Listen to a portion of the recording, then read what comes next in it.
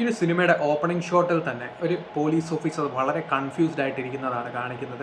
അതായത് അദ്ദേഹത്തിന് ആ ഒരു കേസ് തെളിയിക്കാൻ പറ്റുമോ? കാരണം അദ്ദേഹത്തിൻ്റെ കരിയർ തന്നെ സ്റ്റേക്കിലാണ്.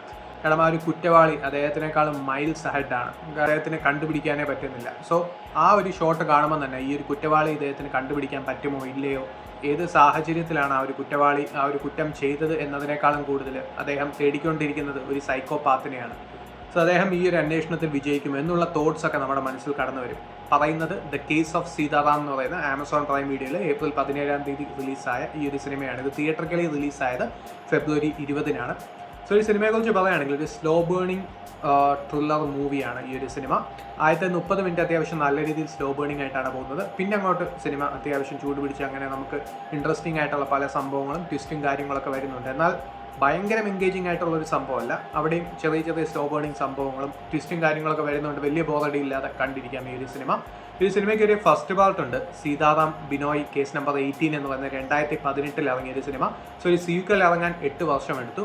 ഈ ഒരു സീക്വൽ വരുന്നതിന് മുന്നേ ഇവർ കേസ് ഓഫ് കൊണ്ടാന എന്ന് പറയുന്ന ഭാവനയും വിജയ് രാഘവേന്ദ്രൻ അഭിനയിച്ച, അതായത് സെയിം ആക്ടർ തന്നെയാണ് ഈ ഒരു പാർട്സിലെല്ലാം ഉള്ള ഒരു ഹാട്രിക് മൂവിയാണ് ഈ ഒരു ദേവി പ്രസാദ് ഷെട്ടി എന്ന് പറയുന്ന ഈ ഒരു ഡയറക്ടറും ആക്ടറുമായിട്ടുള്ള ഈ ഒരു ഇപ്പം റിലീസായ ഈ ഒരു ദ കേസ് ഓഫ് സീതാറാം എന്ന് പറയുന്ന ഒരു സിനിമ. സോ ഈ ഒരു കേസ് ഓഫ് കൊണ്ടാന എന്ന് പറയുന്ന ഭാവനയും വിജയ് രാഘവേന്ദ്രൻ അഭിനയിച്ച ആ ഒരു മൂവിയിലും ഈ ഒരു ഡയറക്ടർ തന്നെയായിരുന്നു.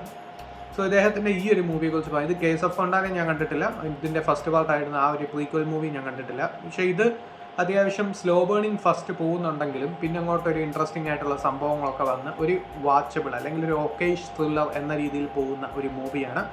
സോ അതാണ് ദ കേസ് ഓഫ് സീതാറാം. പോസിറ്റീവ്സിനെ കുറിച്ച് പറയുകയാണെങ്കിൽ വിജയ് രാഘവേന്ദ്രയുടെ പെർഫോമൻസ് ഡീസൻ്റ് ആയിരുന്നു. പിന്നെ അങ്ങോട്ട് കുറേ സംഭവങ്ങൾ കുറച്ചും കൂടി ബെറ്റർ ആക്കാമായിരുന്നു. കുറച്ച് ടെറിഫിക് സീക്വൻസസും അന്വേഷണ ഉദ്യോഗസ്ഥനും പല പല സ്ഥലങ്ങളിൽ പോകുന്ന സീക്വൻസസും അങ്ങനെയുള്ള ടെറിഫിക് ആയിട്ടുള്ള മെയിൻ പാർട്സിലെ സീക്വൻസ് കുറച്ചും കൂടി എക്സിക്യൂഷൻ ബെറ്റർ ആക്കാമായിരുന്നു എന്ന് സിനിമ കണ്ടു കഴിയുമ്പോൾ തോന്നും.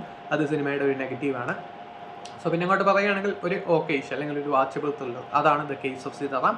ബാക്കിയൊക്കെ നിങ്ങൾക്ക് കണ്ടിട്ട് തീരുമാനിക്കാം. ഇതിപ്പോൾ ആമസോൺ പ്രൈം വീഡിയോയിൽ അവൈലബിൾ ആണ്.